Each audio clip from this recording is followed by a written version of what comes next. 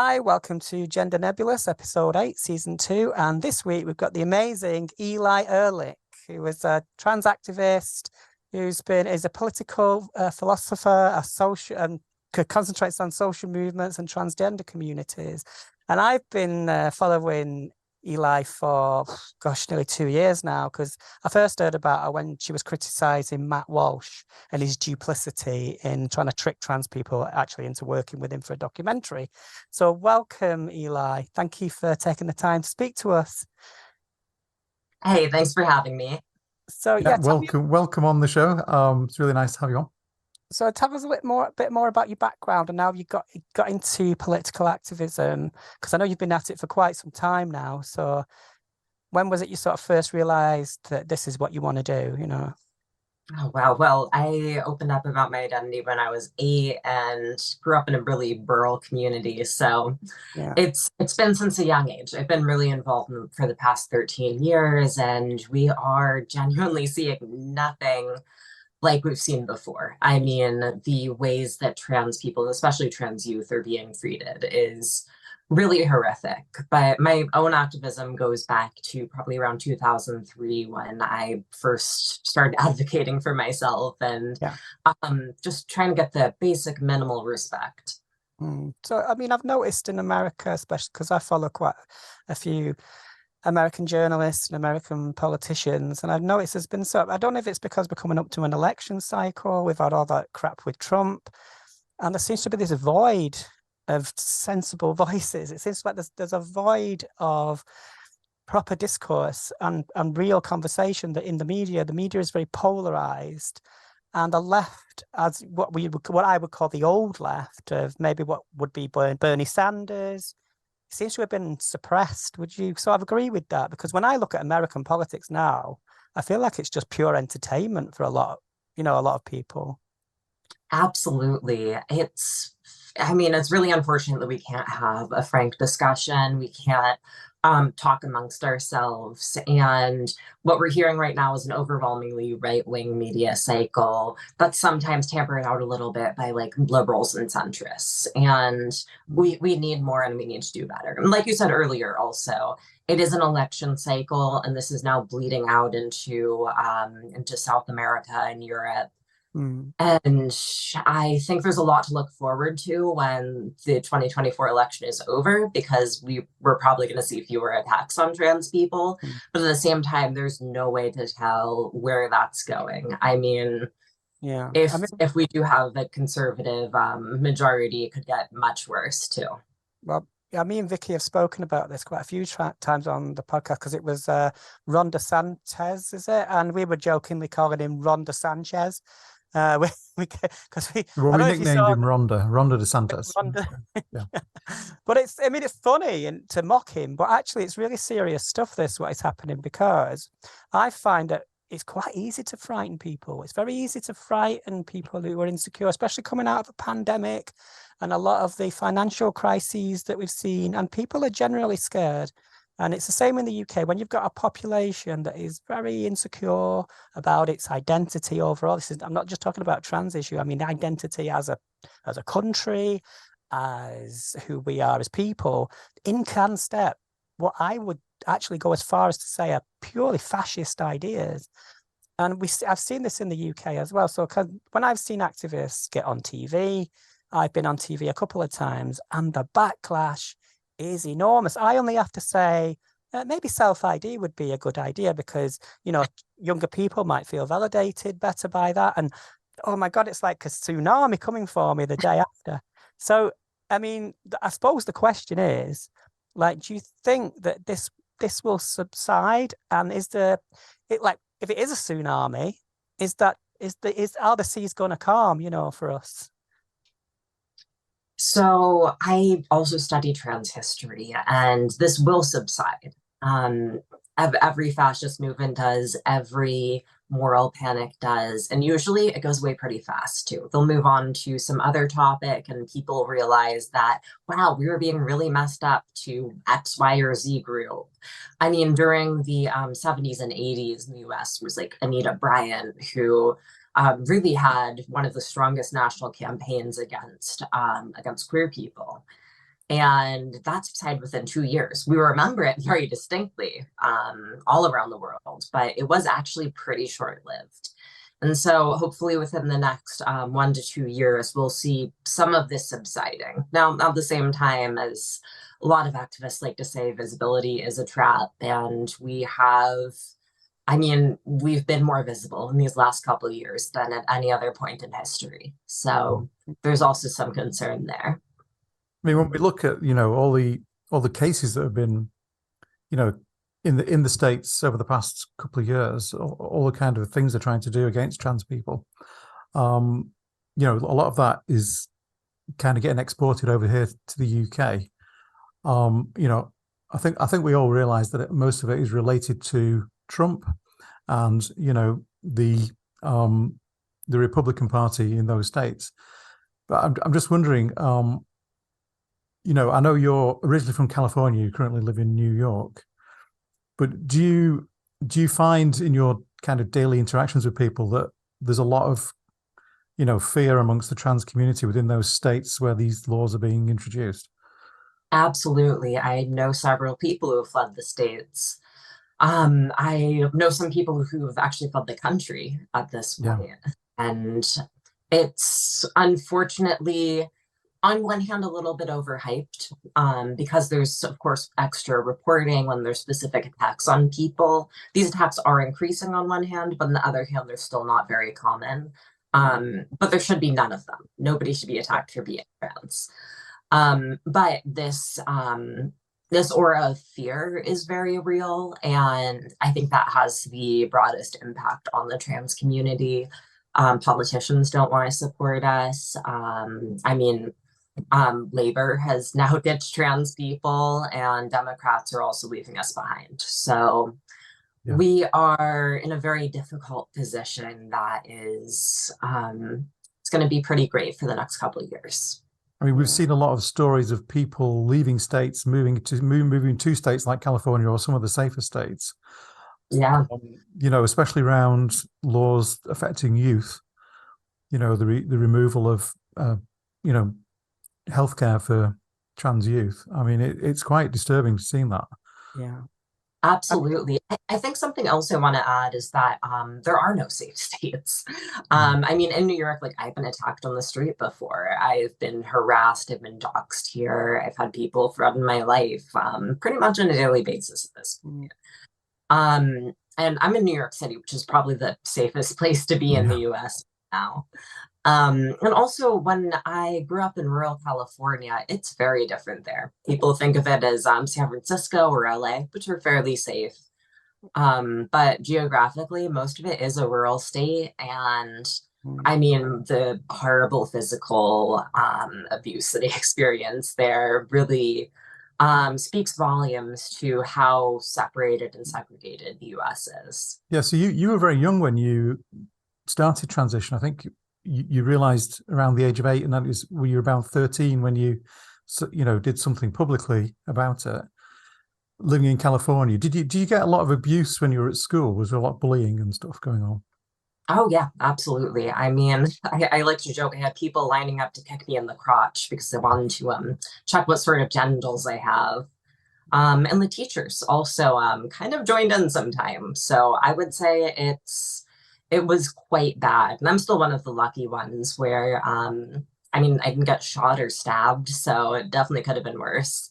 Right, that's something that's really interesting to me. Obviously, I think we can all relate to being bullied at school. When I was a very feminine boy. I was just how I was. In my head, I was a girl. So, and other boys would say, "Oh, you're such a woman. You're such a little sissy or whatever." And as soon as I got old enough to say, "Actually, yeah, I am a woman," they were saying, "You're a man." It was exact same people. They were saying, "No, you're not a girl anymore." Because we can't weaponize that against you anymore. The thing we want to weaponize is the fact that now we want to call you a man. But it's the exact same people. You know what I mean? It's So it's like this is the I think I have with trans. When people talk about, when people say, "Oh, I've got genuine concerns about trans children." No, you don't, because at what age do they stop being children? You don't decide that. Okay, we can all say we've got to have safeguarding in medical practice, but that's not the thing they're looking at, is it? They're looking at the trans issue, and I always say when people are looking at the trans issue, they're looking the wrong way, because that's how abuse happens. So if you're looking at trans people, you're ignoring abuse. That's what I would say to them people. Anyway, that was a bit of a rant there. Sorry. Yeah. But that's so true. Let's talk about the trans student educational resources. It's something that you set up when I think you were about 16 at the time. Was this why we were still in California at school there? Yeah. I was a junior in high school and had spent about a year setting up the website, getting organized, and having other trans youth join. And to this day, it's still the only national organization led by trans youth. So what sort of things, were you doing with that organization? We were doing everything from leadership development for other trans youth, media work, release some model policies. We also did fun graphics like the gender unicorn. I'm not sure how much post you do on this, but you could, if you put it up here, you can see the sex, gender, sex assigned at birth. Oh yes, I think I've seen that on your Twitter, because you retweeted quite a few things, I think, with that. Yeah, about how we're I think they said we were indoctrinating and grooming youth by teaching them that gender isn't sexuality, God forbid. Yeah. What's interesting about some of the people that I see arguing on, especially on Twitter, I know Twitter will come up quite a lot in this conversation, because it's like there seems to be this weird split now, and I don't know if it's a split within real queer communities or real gay, lesbian, bisexual communities, but there's this gays against groomers, there's this idea that LGB without the T, and it's like, what are they actually distancing themselves from? And I think what they think, they're just conservatives, aren't they? And they look at drag queens, they look at people who are gender non-conforming, and they look at people that are incongruent to them, and they say, I don't want anything to do with that, but I'm gay and I just want to be gay. And I say, well, nobody's ever stopped you. So yeah, but is it true that those people have always existed? Because I was reading a little bit of history about Stonewall riots, and even then, back then, there was gay conservatives who tried to claim that movement and tried to rewrite the history of Marsha P. and the New York City drag queens at the time that were all came out of the Andy Warhol kind of culture. And to me, they got attacked because they were visible. It wasn't because they were trans, because a lot of them may not have gone on to identify as trans. They might have been just what you would call street queens or street urchins, because they lived on the streets basically. And it wasn't the fact that they were gay, bi, or trans that they were getting attacked. It's because the police were brutal and they would attack them because they would break into their safe spaces. And I think this brings us on to Marsha P. Johnson a little bit, because she was already being attacked for being Black. So the culture in New York City at the time would have been hostile to, the police are still, brutal. Absolutely. I have many friends who've been attacked for various reasons by them. The NYPD is largest force in the city. Yeah, so I think what I was getting to is, do you think this kind of split where people say, right, it's LGB without the T, I've seen that, and then there are trans people, there are trans women like Blair White who are Republican, and to me that is incongruent. I was like, well, how can you be trans and understand the history of trans oppression and then turn around and destroy? You could be such a good voice, but choose it to. So I just wanted to know what your thoughts were. But I know that was a long, meandering question. Oh yeah, of course, no worries. So this is what one of my forthcoming books is on. It should be out in 2025 through University of Chicago Press, and it is on trans members of far-right groups and really understanding why they join these groups, what they're thinking, and how they came about to be. So to answer your first question there, yes, trans people belong to the far right, or this sort of exclusionary sentiment of gay versus trans, that's always existed. And It's like been Book Angel is part of that, isn't he? Oh, yep, absolutely. He loves to harass me, so I would say so. So it's complicated. It's very complicated. Another forthcoming book that I'm working on that'll be based on my dissertation also follows this, is part of respectability politics and how certain more respectable groups tried to distance themselves from what they called street queens at the time. I mean, Madison Society, which was the largest I think they called themselves a gay or homophile rights organization at the time. They distanced themselves from Stonewall. They said this was street queens. This didn't have anything to do with us. And they actually had their members go to the Stonewall Inn during the riots and write, we want peace. Please respect the neighborhood. Don't riot. Don't loot. And this has been around for a while. Yeah, I think it reflects in the Black communities as well, because, you know, obviously when there is tensions, you're going to get riots, and then those people get blamed, and you'll see like Black conservatives trying to control the narrative and say, we need to be more respectful. And these are not our people. It's like, yes, they are. Exactly. You've just decided to throw them under the bus. That's how it looks. Do you know what I mean? So that's exactly what they did. And any minority of people, I think you're going to get people that break away from that and when they get power, they never want to leave go of it, because I think it could be generational. Like, say if your parents came to a country and you saw them getting kicked and beaten, and then you're the generation that has, oh, actually, I got some power now. I know how to get the power, and getting the power is getting into the Republican Party. You might want to not be associated with your past quite so much. And I think that's a controlling element of inside the trans community as well. Because obviously somebody like Caitlyn Jenner, while she can be perfectly respected, and yes, she's trans, she's a woman, but she does not represent anything about the struggle for civil rights. And it's really disappointing. So.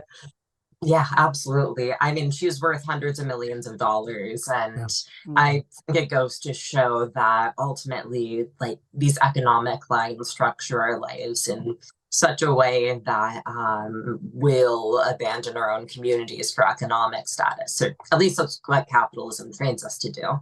Well, interestingly, nobody likes Caitlyn Jenner, no matter what side of I've noticed that nobody actually wants to own her as an ally. So I think she's in her own little bubble of hate somewhere. I don't know. But so yeah. you know, just talking about that Stonewall and Marsha Johnson, that, you know, there was the a love letter to Marsha that you were involved with, the sculpture. Could you just talk us you know, through that and how that came about? Oh yeah, absolutely. So a little summary of it. About 3 years ago, I thought it would be fun to do a guerrilla art project that erected a bust of Marsha P. Johnson and Christopher Park, Stonewall. And so we talked about it with my friend Jesse, and Jesse Pilata. This is this amazing artist, incredible sculptor. And they made a bronze bust for Marsha. We got a group of about 5 trans people together and poured concrete into a pedestal and put the bust up so it couldn't be removed. We actually thought we might get a little trouble for it. It ended up that the city. You didn't get authority permit, local. So there was no permission to do it at the time, was there? No. And for a little more context, New York City has been promising to make a statue of Marsha Johnson for decades now. They've never done it. They actually invested $10 million into a statue program for women. Like, guess how many statues they ended up making? None. Zero. So where is it located? I mean, is it outside where the Stonewall Inn is? Is it right there? So so Christopher Park it stayed there for a few months, and it went to the LGBT Center here in Manhattan, and now it's being restored by Jesse. Yeah, it looks amazing. I've seen a photograph of it with the flowers around. Yeah, it's really cute. Because there's a really famous photo, isn't there, of Marsha? Yeah, well, She actually sometimes sold flowers at the Chelsea Piers and in the West Village. So she's wearing flowers in a lot of her Well, photos. you see, I read about Marsha when I was quite young because I was into punk music and I was into that kind of and I read about somebody called Jane County. And I'm not sure if you're aware of Jane County, but she was part of the Warhol scene and she lived with Holly Woodlawn, she lived with Jackie Curtis. They all seemed to live in the same squat together at one point. And that was how I heard about all these people. So Jane County's book, which was called Man Enough to Be a Woman, it was like a sort of education for me because everyone that is kind of key to the beginning of gay liberation especially in New York was in that book. Now, like, it's just, I mean, if you haven't read it, I definitely recommend it because it's really, and it's quite bitchy as well. It's quite it's one of those kind of tell-all kind of stories about Andy Warhol and his acolytes. So yeah, it's a really fun read. And so yeah, with the Stonewall, because we obviously we the Stonewall history is up for people like to rewrite history sometimes, and I've seen people trying to write Marsha out of that history. We know that she died in mysterious. I don't know if it was ever resolved the reason and we know she was murdered or. It wasn't. New York Police Department actually is not declared it a murder, even though it very obviously was. Um, it's unfortunate. They refused to investigate any further. They kind of brushed it off because she was a sex worker, and they considered sex worker murders just something they could ignore. And even after mass petitions, they still refused to. That being said, they barely solve any murders anyway, so it probably wouldn't have done much if they investigated. But it's still a New York mystery, isn't it? And there was actually an interesting documentary I watched on Netflix around all that, the story of how all that happened. Don't recall the name of it, but it was sorry? The Death and Life of Marsha P. Johnson. Yeah, it was really interesting. Yeah. So go on, Vicky. I'm going to ask something. I was going to butt in then, like I normally do. No, I was. You must have been really young when you were, writing for Teen Vogue. You've won some awards. They named you as new face of feminism. Glamour magazine named you as College Woman of the Year. I think that was probably around 2016, 2017 timeframe. Do you still write for Vogue? No, I haven't in a couple of years. I'm really focused on a few other books that I'm getting out. That's great. So I mean, you've won quite a few awards. I mean, I'm not going to list them all, but for someone who's compared to me and Frida, you're quite young. You have achieved a lot. Speak for yourself, Victoria. I'm young. Well, I'm actually 35, so. The rest. I lie about my age. I lie about my age. There's cis young and then there's trans young, and those are two entirely different things. Yeah, it's true. So, I feel like I'm breaking my hip. So you've got a very old mind. You're very mature minded. I'm a 65-year-old trapped in a 30-year-old body. Yeah. I feel that when I read your work, I feel like I'm reading the work of somebody. I wouldn't believe you because I mean, maybe it's discriminatory of me to think that younger people aren't intelligent, but when I read your work, I assumed it was somebody much older. Yeah. Well, thank you, I think. Yeah, it is. There are plenty of young people really stepping up these days, and I feel very fortunate to have worked with so many amazing trans youth. I mean, unfortunately, for the kids that are coming out really young, they have to grow up pretty fast. Well, what I noticed, like when I work with the LGBT Foundation in Manchester, and when I go there and the younger people, like in 1920, they have this confidence that I wish I had when I was that age. Because I don't know if it's a generational thing, but they have they want to get stuff done. They want to do this. They'll organize things, and I think because of how I was when I was that age, I was quite shy, and I was very scared of speaking out of turn. I think it was just perhaps because of the way I was coming out of school, because I had a pretty rough time.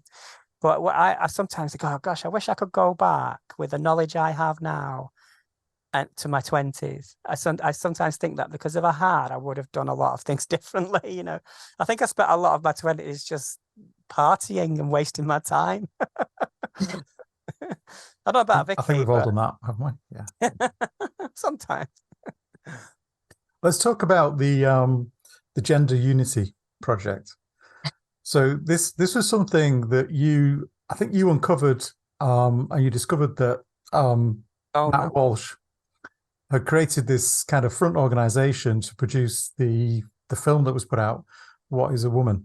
Can you talk about how you got involved? How did you find that? I mean, how did you discover that piece of valuable information?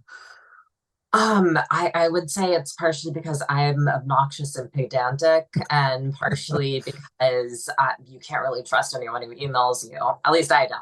So, long story short, a little over a year ago, I was recruited to be in What is a Woman, but the recruitment, the documentation, everything was marked by third parties in this front organization called the Gender Unity Project. Mm-hmm. They reached out saying they were doing this benign, friendly trans documentary. And I was skeptical at first, but they really tried to put me on there.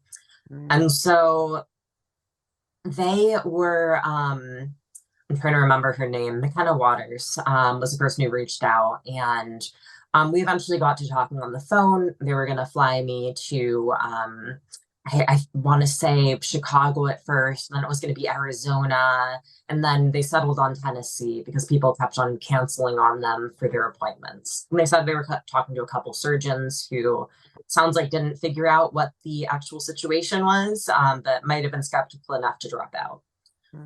When I was on the phone with McKenna, she mentioned she went to CSU Northridge, and she this was really one of her big mistakes, because she was using a false last name. And so I was able to locate her full title on CSU Northridge's website for her master's thesis, and then realized that, she works with fucking Matt Walsh. Yeah, and she's a producer.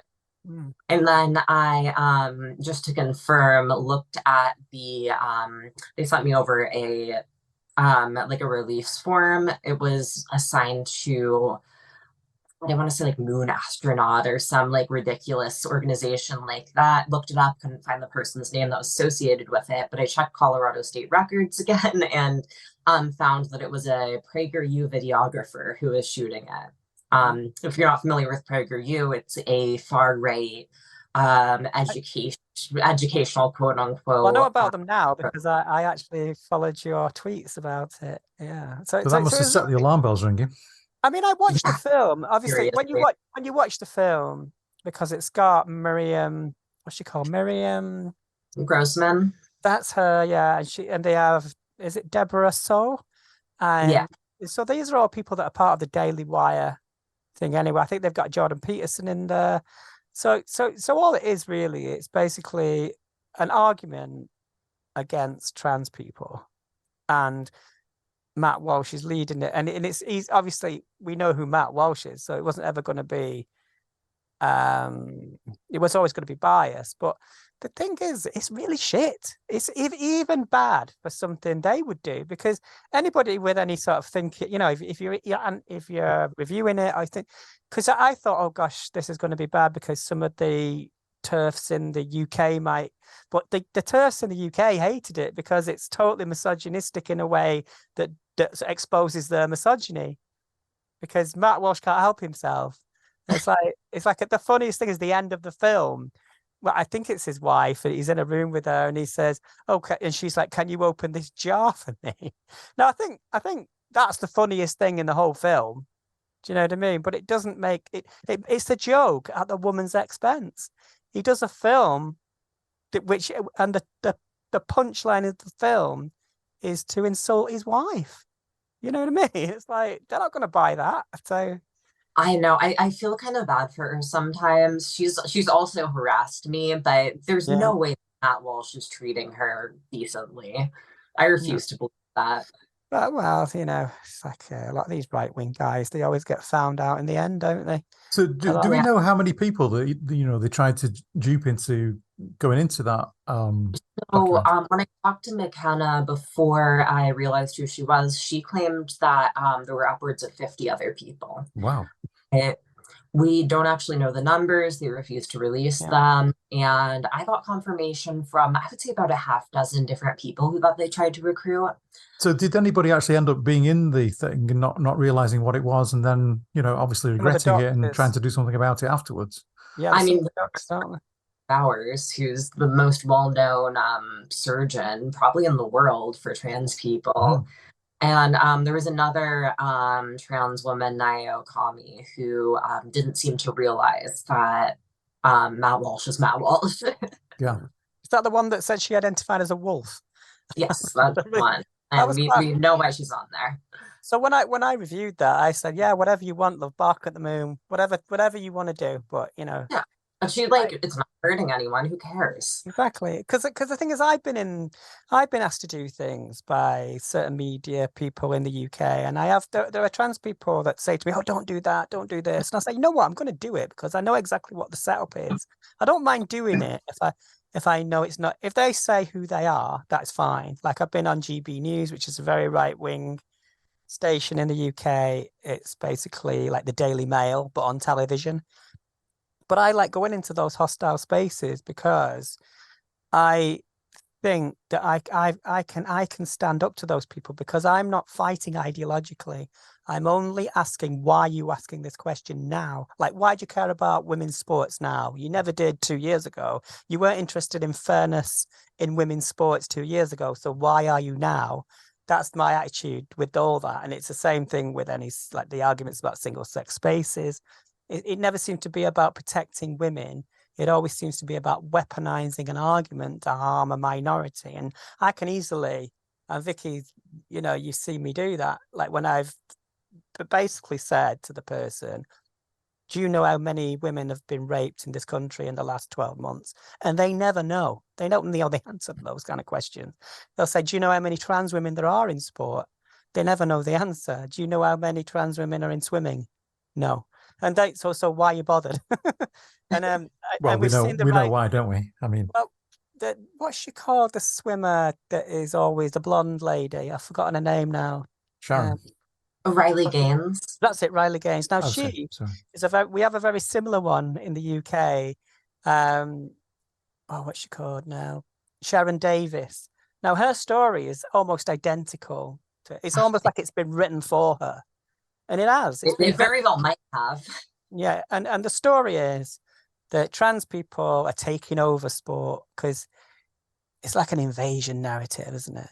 It's like that's what frightens people. So it's like an invasion narrative, this frightening thing that's changing everything, and it's like, well, not really, because when you look at very own great replacement theory. yeah, exactly, it's exactly the same things. Because I've looked at the way immigrants are talked about. And it's exactly the same. Like, oh, they're coming over and they're going to get in your schools and they start going to indoctrinate your children. It's like, Yeah, no, they're I mean, not. it's the same logic, and we hear this about almost every oppressed community. It's very frustrating that people don't see this, especially the people who are claiming to be feminists. I mean, Yeah, and we have it just requires basic critical thinking skills. a few media people in the UK that are quite high profile that have spoken in favour of trans inclusion, and when I've spoken to them personally on Twitter, because I sometimes, if somebody does stick the neck out, I make a point of saying, you know what, thanks for doing that. And and it's, oh yeah, I've got a trans friend, and that is the thing that stopped them. The thing that stopped them from falling for these tropes, falling for these right wing psyops, is because they've got a trans friend, and well, my friend isn't a threat to anyone, and my friend isn't trying to harm anyone, and I've got a friend, a friend who's got a young daughter who's trans, and it's as simple as that, really. So when you humanize it, when we are human to them, I think that's more frightening, because if that's why they're trying to try to control the media, because when there is a famous trans person that, you know, people just like because they're a nice person, like Dylan Mulvaney, who, you know, is just a bit of a fun thing, and the kids like her, that is more threatening than anything political, because Dylan Mulvaney can be loved, and it's not about being trans. It's just the fact that they happen to be funny and entertaining. So, you know, because obviously this is not to do down any academic work. Obviously, that's absolutely vital, but it's not always the academic work that the public see. So that's why I think it's really important that people are encouraged to go into the media, even if they're just doing something like a singer in a band, or if they're doing something like, you know, creative. It doesn't have to be academic, as long as there's a trans person that is normalizing the idea of being trans. That, I think that's how we change things. To an extent, I mean, a lot of writers have spoken a lot against normalization, because I do think that transness should open up more conversations about economics, about sexism, etc., and maybe change society as a whole. Yeah. Which I'm sure I'll be quoted on later, as in like some Daily Mail article. Well, you know, I get called out quite a lot by trans women, or because I talk quite fast, and if I'm on the spot with somebody in an interview, I might say something that excludes somebody, and they'll say, "Oh, you didn't say that right." But what I always say is, you know what? Every interview is a learning experience, and I listen to what people say. I'll never say to someone, "How dare you correct me?" Because actually, do you know what I mean? That is not going to go. Absolutely. You know, and I hate, but there are people who are very, very frightened, especially in the trans community, that are so angry and so, I mean, it's like you can almost, it's almost palpable, the you know, when there's like a Twitter spat, and it's like, oh my God, this is so much energy wasted, you know. And it's like, and I feel like each other. yeah, because we fight within ourselves, amongst ourselves, and you know, but we've got the common goal really is acceptance and just normalization of, you know, so it shouldn't really be an issue, but it is an issue because people want to use it politically. I think the trans issue is the issue of our time. Well, yeah, I mean, I look forward to the day when we don't have to talk about these issues, you know. Yeah. But because they are normalized and they are accepted by people. No, and we do just live our lives normally. I mean, that's what I look forward to. I would disagree with that a little bit, because I like to talk about what philosophically, from that point of view, what it means to be male and female. I love to talk about that. I'm not telling anybody how to be female or how to be male, but I want to feel as though I can have that conversation without being shut down, without somebody coming up and saying, hang on a minute, you can't say that in front of my child. I said, well, if your child is that easily to influence, you know, there's like children are very intelligent. And if you think your child can't understand the difference between, you know, what is a philosophical argument and what is a political argument, perhaps, you know, that's a conversation you need to have with your own child. You know? Let's talk about this issue of, yeah, sure, you know, Frida. Stop going on. US states, which are, you know, they're trying to criminalize the you know, the hormone prescriptions. So I think Eli, you came up with a plan around distributing unused prescriptions. Oh yeah, my dastardly scheme. Your dastardly scheme. Could you tell us more about your dastardly scheme? Because I've thought about this myself. You know, because in my stash of prescriptions that I've not used, because, you know, your prescription changes sometimes and you may have some left over and whatever. You know, I've thought about, well, maybe we could distribute that to other trans people who maybe can't get hold of something because of supply chain issues. And, you know, we've suffered a lot of that in the UK recently with getting hormones, you know, prescriptions, because there's been all kinds of supply issues. So if I was to give some of mine to, let's just say, Frida, because I've got more than, you know, and Frida needs some, and we both have a prescription anyway, surely that's okay. Yep. So I mean, what was your plan? So I mean, there's a few different aspects to it. Long story short, some states are banning hormones, not just for youth too, but also for adults, or they're making it incredibly expensive by removing access to them through insurance or Medicare. And so when it's impossible to get hormones, I would just connect people with extra with people who needed them. Pretty simple. And the right wing threw an entire fit about it. Well, they was trying to paint you as some sort of evil doctor, weren't they, at one point? Like, Yeah. So once again, this was Matt Walsh and Tucker Carlson that were attacking you over this. Yeah. And Chaya Raichik, Libs of TikTok. They were all just really, really on it because apparently letting people have self-determination over their own bodies is the worst possible thing they can imagine. Yeah. They had segments claiming that I was turning children transgender and murdering them with hormones, which is also just not a thing. Like, obviously, no children and nobody's died from hormones. So, yeah. They were really going off the rails about it. I was going to say, it reminds me a lot because I've seen things where people have identified where there are gender clinics and gender counseling services, and there are right-wing groups targeting those places. And it reminds me of the panic about abortion clinics in the 90s. And absolutely, let's not forget, there were people shot because of that moral panic. I think it was Dr. Gunn, ironically. But that kind of moral panic can really frighten. I mean, we've seen someone shot just recently in the US because of a pride flag. And I think this kind of constant panicking and feeding into the media that this because there are people out there that really do.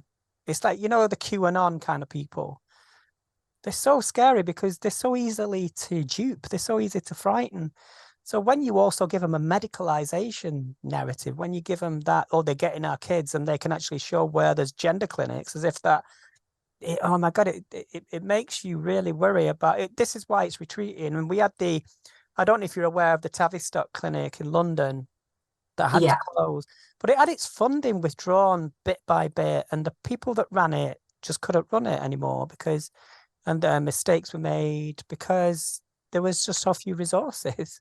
And instead of investing in the clinic and going in there and saying why, let's help these people, they demonized it, and it made it impossible for the people that ran that place to work you need good morale, and you need more in workplaces. And the morale was so, this is just stuff that I've read, the morale was so low that people just didn't want to be there. And then the waiting list was going on for like 8 years. So that's the reality of trans healthcare. It's like there are people that think that when a child says I may be questioning my gender, they go and see a doctor within 2 minutes. They're going to get some kind of invasive surgery. But actually, I don't know I know it's different in the US because you've got a private healthcare system and everything is different. But in the NHS, at the moment, the current waiting time, I think, is something like between 8 and 10 years. Jesus. And it's getting worse because so what is the process in the US? I mean, do you have this problem with waiting lists even with the medical system over there? Yes and no. I'd say it really depends on where you are and what type of procedure you're going in for. I mean, for something like bottom surgery, people do wait years just for surgeon availability. Top surgeries usually a few months. Hormones might just be a few weeks. But also, if you're in a more rural area like I was, it took me a few months just to access hormones because I was underage. So I suppose there's a lot of disparity between different states and obviously economic issues, like for families that might be obviously poorer families. Yeah. There was this crazy graph, I think, that Bill Maher brought up, and it showed why are all the trans people in? Well, it's because the people that have those access to those things are in those kind of states. It's not because for somehow they're more liberal, therefore they turn in everybody. It's not like there's something in the water. It's because there's a real economic. It's like when people show you a graph You're expected to look at it and go, oh, yeah, but they don't take into account all the variables. So Yep. I think you understand the thing I'm referring to there when I say Bill Maher. But yeah, that's the kind of thing we're up against, because data is complicated, and Yeah, when that's people been are shown very simple graphs, you can make them into anything you want, really, can't you? exactly. I think that's been, like, as a researcher, one of the most frustrating things for me. I love data. It's so fun to look through. It can also be very easily manipulated and brought in from ridiculous sources. It's also very profitable to produce that. Yeah. Just a few weeks ago, it was discovered that Ron DeSantis paid over $320,000 to 7 different physicians to produce false data and narratives about trans youth that were then given as testimony why to ban our healthcare. Yeah, this is why I'm always very dubious about statistics and graphs, even if they're coming from the trans community, or even if I suspect they are quite good, I don't use them as references, because for every graph, it depends on the time frame, the amount of people, who was asked, and what circumstances. And a graph is good, I think, as a guide, but it's not the answer to anything. And I think sometimes when I see people throwing graphs around, I think, oh, that's not winning the argument. It's very Twitter, because you can't really do that off of the platform that'll let images. Yeah, and I think it's frustrating. It's like that. There's a famous GIF as look at this graph, as if it's the answer to something. But yeah. Yeah, I mean, we could have 1,000 studies come out tomorrow about, like, trans youth being less suicidal, more generally happier after transitioning. And the right will find some, like, clunky study that doesn't actually say anything, but they can claim what it says, whatever they want it to. I think this is true about lobbying as well, because in this country we have all these stories about trans sports, trans people in prisons, and trans all this. And so when they do poll the public, it's probably after they've watched something like that on the telly, or so the lobbying is all about that. It's about getting so my job, I see it as my job, is to go into those spaces and say, well, do you know what? That's a load of rubbish, and I'll tell you why it's a load of rubbish if you're willing to listen. And that's all you can do. I don't have the power or the money or the resources. All we've got is a podcast. And if we can get that positive message out, you know what I mean? It is difficult to get the message out, isn't it? I mean, we do try and do what we do. And, I'm just looking at your website, Eli. You've got kind of all kinds of stuff that you've been doing in there. I'm just looking at some of the headings you've got there, writing, speaking, media. There's a lot of stuff in there. Thanks. Yeah, it's really informative. I was just wondering, we've touched on quite a lot of topics today. We're only kind of, we're just kind of scraping the surface of it. But when it comes to things like activism and its effectivity, what kind of things do you get involved with in an activist kind of way? Do you do work in that area? I mean, all sorts of different organizations, movements, groups, protests. I try to be involved with whatever. We've thought of some quite creative ideas, haven't we, Vicky, about protests? And when I talk about activism, I think I'm talking about protesting, that kind of side of things, because in the UK at the moment, the government is trying to really clamp down on protests. I'm not really sure what's going on in the US in that respect. Well, it really depends on where you are. Right now in New York City, we have Eric Adams, who's a former police chief. And so he's completely on bed with really every NYPD officer. And it's become a bit harder, although some aspects have become easier. Like they banned acoustic weapons in the city for now. And there's certain limits on, like, drones and automated police robots, again, for now. So it really depends. I think that the culture, especially due to gentrification, not just in New York, but in all cities, has become a little more laissez-faire and liberal when it comes to direct action protests. Yeah. I mean, we used to have people like throwing Molotov cocktails into police stations, and unfortunately, we haven't seen that in a few years. I mean, when you go, I mean, when I think about protests, I think the thing that I'm reminded of is it doesn't take a lot for a protest to become a riot. And the reason a protest becomes a riot is usually because of the police. It's not because you end up fighting the police instead of the cause you went there to fight. And people don't want to fight. They don't want the police to be there. But the police agitate, and the police will. I've seen people dragged off the street. And when that happens, the police know that will agitate. And I think a lot of right-wing people know that. So they'll go into spaces and do demos. Like, I think you've seen it with Kelly J. Keane, and they'll do these rallies and agitate the left. And then what happens is, if one of those protesters on the counter-protest, a trans person, is in any way slightly violent, is any way loud, they'll say, oh, look, that's what they're like. They're the evil trans activists. But I tell you what, it took a few hours to get to that point. It didn't just happen because somebody decided they wanted to do it. And if you push people enough, they will do violent acts. And while it's very difficult to condone, and I wouldn't ever condone anybody harming another person, I think in the media it becomes another weapon against us. We've seen it quite a lot, haven't we, Vicky, recently? So, yeah. I mean, we asked this question to all our guests around, activism and its effectivity. There's all different types of activism you can do. And it all is. I think we came to the conclusion that, as long as we all do what we're comfortable with as individuals, and what we know our own boundaries and limitations. I think if you're just doing a podcast, that's fine. If you're doing a lot more, like yourself, I mean that's great. But there's so much pressure on trans people at the moment to do something.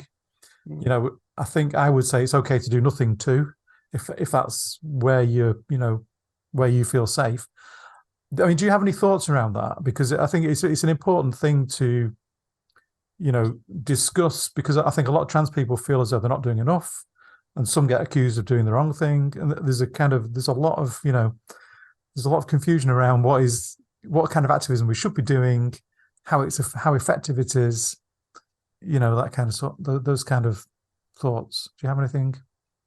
I mean, I really think it's all subjective. It depends on where the individual is. And as someone who's like, I'm a white trans woman, I have more institutional power, like I'm gonna go out and agitate a little more. I'm probably not gonna get arrested. Like I'm this small, like white blonde woman, I'm going to occasionally throw pies at turfs or dump glitter on some Nazis. Like it happens. I think you recognize there though that you have that agency, which some people exactly don't, and that is what someone is like a trans, or like a black trans woman or a trans youth, there might not be as much agency, and that's where like doing a podcast or possibly even doing nothing and having other people do things really comes into play. But overall, I see building mass movements that involve a diversity of strategies is what's really needed right now.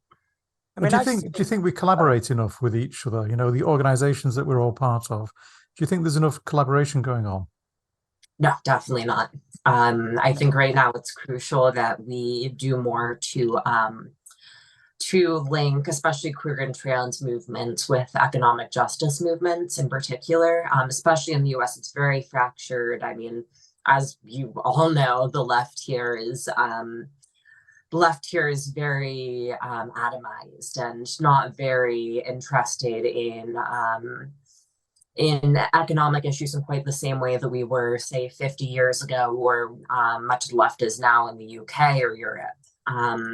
I think a lot of the queer and trans organizations, when they're talking about economic justice, they're really talking about equal access to jobs, which is maybe a starting point, but we also need to like talk about mutual aid, stopping like abolishing private property, Yeah. not having this really exploitative wage system where minimum wage is $7.25 an hour if you're lucky, not disabled, not a work, and not a server at a restaurant. It's insane that Yeah. that's, but what I was just thinking then is like, sometimes when I'm riled up and I want to organize something, I feel like I don't want to feel like I'm the person organizing. I want it to be a community thing. And that's why I get involved with the LGBT Foundation. But I sometimes feel everybody's a bit fractured and we've all got a life to live. Being trans isn't really an identity. It's just something we get called.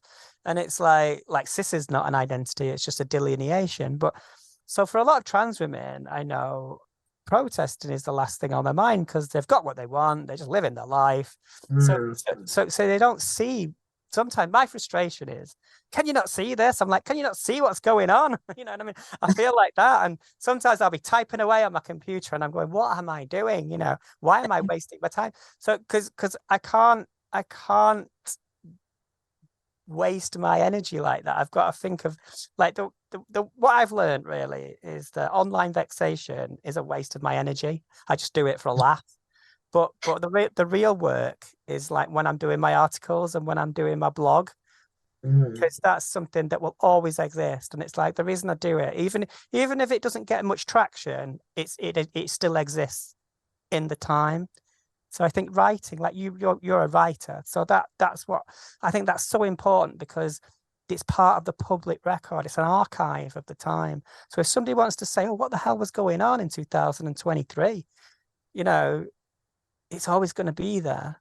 Whereas Twitter probably might still have a few vestiges of, but it's the written word, it's the word. Even this podcast might, something might happen to that. But yeah, I think the written word is so important because that is That's definitely part of it too. I mean, I entered academia thinking like this is one thing that needs to be done, while also on the groundwork is something else that needs to be done at the same time. That's why what you do is so important because like when they dig up our culture in like a few thousand years, they're not going to be looking at what was said on Twitter. They're not. I certainly hope not. Let's hope not. Let's really hope not. They're gonna look at, gosh, these people, they were fighting over trans people in sports. Yeah. But then there might be another culture that has the same problem for another reason. Like, oh, what about this fifth gender with partner? You can't be fifth gendered. Don't be silly. Just getting back to that kind of intersectionality thing where we need to collaborate more. I mean, that's one of my kind of hopes that we can, even across the Atlantic between the UK and the US. I think we need to do a lot more. There's some big organizations over there and here. I'm not sure how much they collaborate, but I think, we all need to try and find ways to do more together and, fight the same battles, prioritize what we're fighting because we are very fractured. Have you read Dean Spade's book, Mutual Aid? No. Not yet, no. Well, I've got to read it. Put it on the reading list. Yeah. Oh, perfect. It's it covers all of this. It's like an organizer Bible. Great.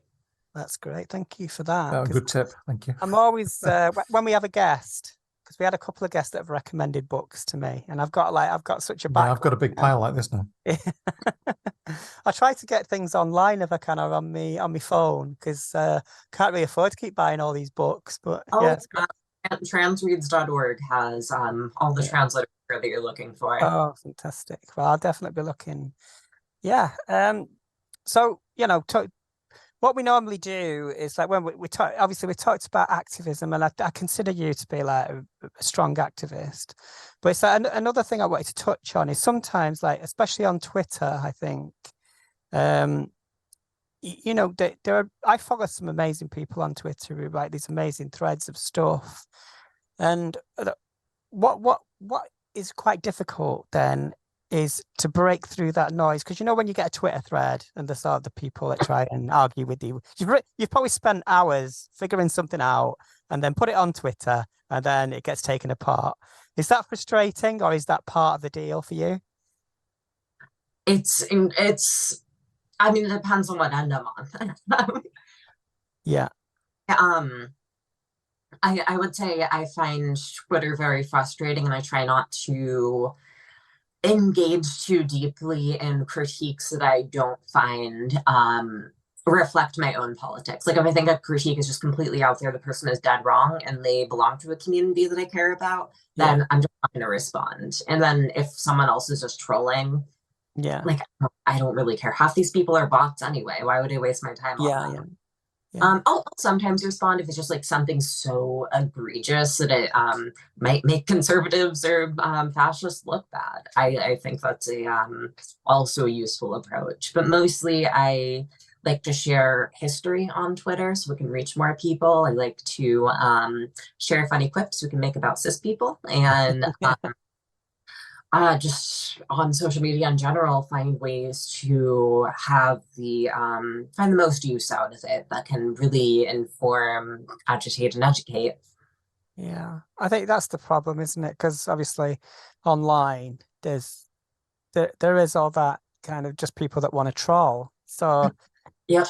and it's about and that is the issue, because any genuine person with just a few hundred followers maybe that's looking, they'll get turned off by it. And I've seen that happen on Twitter. A lot of my friends have left Twitter because they just I just can't deal with it anymore. And I think that's really sad that people are being bullied away from online spaces, because if it's so easy to do, I mean, obviously Twitter itself seems to be in some kind of, it's not even called Twitter anymore, is it? Do we still call it Twitter? I think it's called But X now.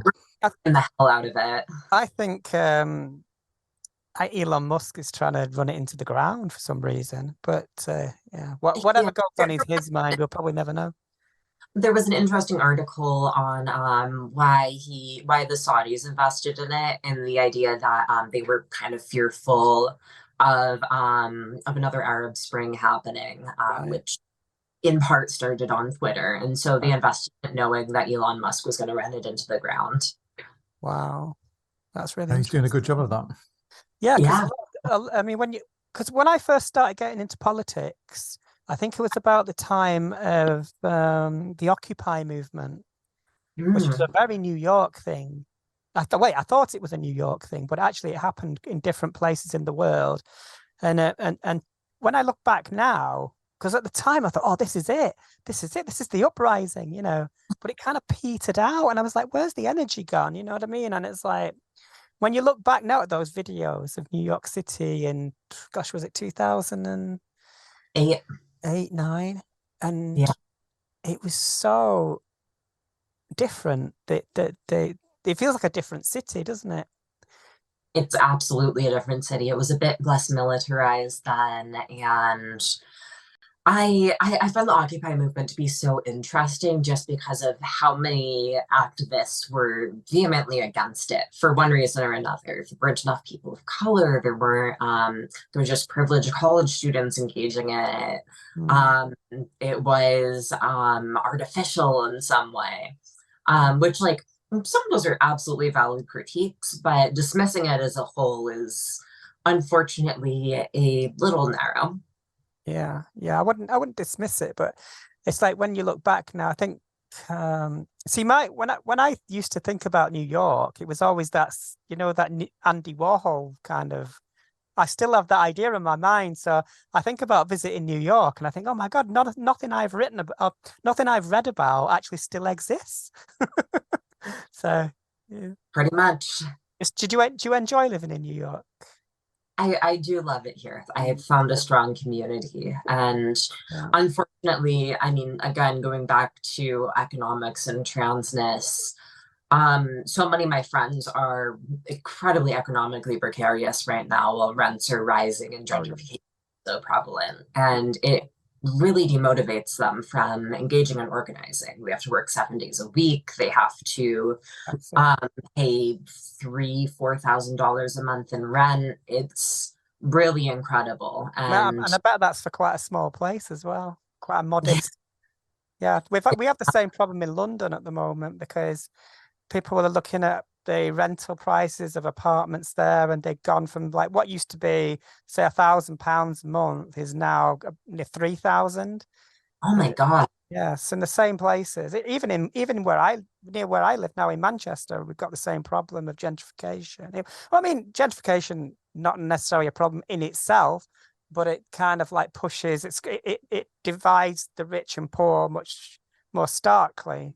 So I can't imagine. I mean, I'm living on the street in New York now. It must be so like, you it's nothing like it. When you see those images of 70s New York after because actually New York went bankrupt, didn't it, in the 70s?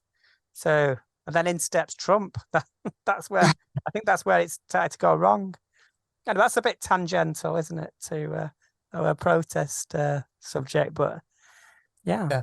Do you have any big projects that you're working on at the moment? I know you earlier you mentioned some books that are coming out. Is there anything else you'd like to kind of promote or tell us about?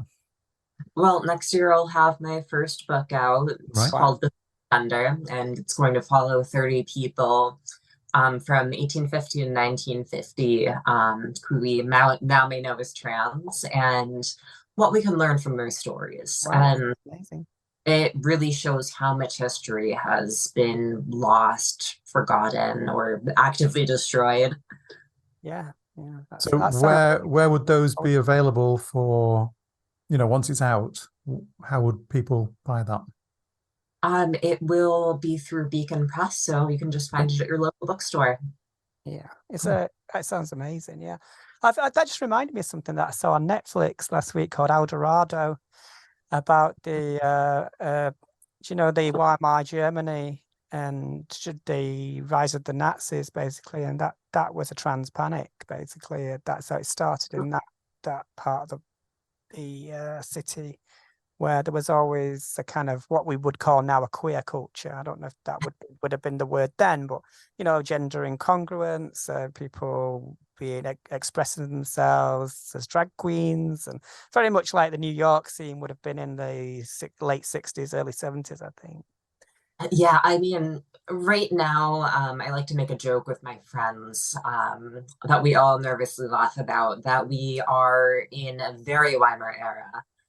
Right now. Yeah. I mean, you can see the parallels. I mean, sometimes because my blog is called the Turf Reich, and people used to call me out. Oh, it's reductive.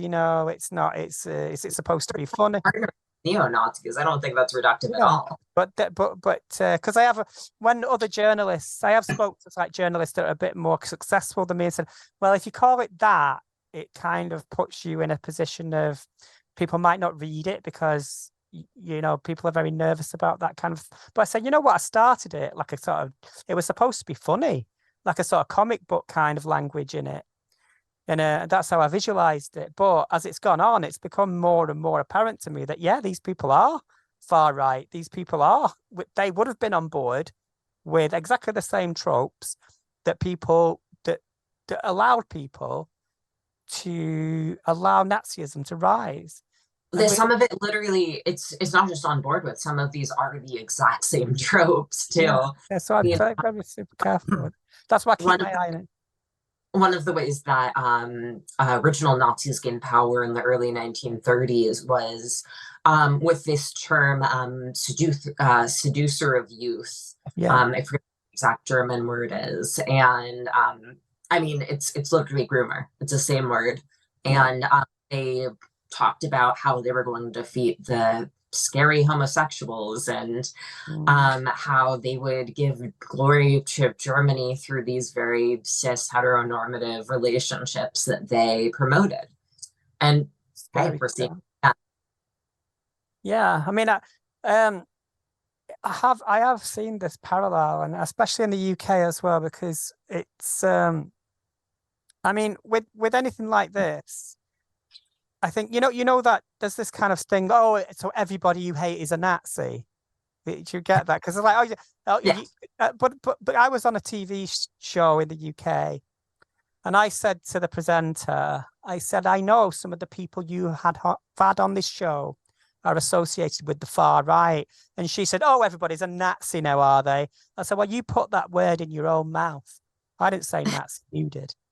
So seriously, I once posted a photo of this far right teacher I was on Dr. Phil with, and said he was working with a neo-Nazi group, and someone gave that same response to me. Oh, everyone you don't like is a Nazi. He was holding a literal swastika. Like this man swastika up in a student board meeting. Like, I don't know what you need to see, but this is Nazism. Yeah. I mean, when I've been on those TV, I use this room and I put strategic books on my bookshelf, and I put Umberto Eco's How to Spot a Fascist right there. So when I was on, that was in the background. So yeah. So I mean, it's been amazing. I think we've covered a lot of stuff there. We have. I just want to say thank you again for giving us your time, because I know we're quite a small podcast. I think we've got, I don't know how many views we got last time. I think about 800 views. It's doing well, and we're getting better, and having guests like you is so good, because people will come to the podcast because obviously they know who you are, and people are very, into what you're doing. So thank you for coming and doing it. Well, thank you. I'm happy to be part. And if you were to give a message to the trans non-binary community, in the US and the UK, what would you say to them? Don't give up, and it's not just going to get better. We're going to make it better. Yeah, thank you. Yeah, it may not happen quickly, but we will definitely get there. This time will pass, won't it? I think somebody said to me recently, you don't have to be loud, but you have to be persistent. Sometimes you have to be loud as well, but never give up. Yeah. So are you going to do the song, Frida? Yeah. So we do the little song at the end. You don't have to do it. But so I'll do. Although we do I'll encourage do you to do so. So it's like, don't forget to subscribe. That's it. Don't forget to subscribe. So after 3, are you ready? You look a bit scared there, Eli. Are you ready? 1, 2, 3. Don't forget to subscribe. I couldn't hear you at all there. Did you not do it? Oh, never mind. I thought you don't have to. It's not compulsory. Sorry. It was good anyway. We did it all right. But yeah, I mean, thank you for coming on and talking to us. It's been really interesting and great to meet you. Have you on? You too. I'll keep following you on Twitter. See how long Twitter lasts in its current state, and hopefully, I'll send you my review of Matt Walsh's film. See what you think. Yeah, on that intersectionality topic, let's try and do some more, collaboration whenever we can. I think that's really important. So, absolutely. Yeah. So thanks a lot for coming on. It's been great. Thank you. I'll sign us off there. So bye for now. Bye for now.